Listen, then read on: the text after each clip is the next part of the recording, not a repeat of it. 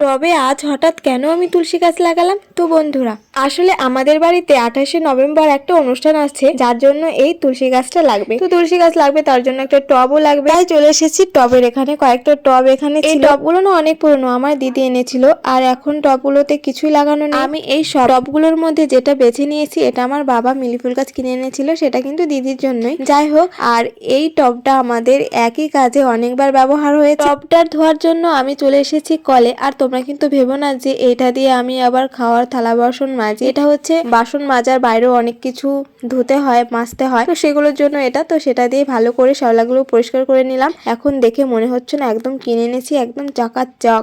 তারপর চলে এসেছি মাঠে মাটি ভরতে টবে।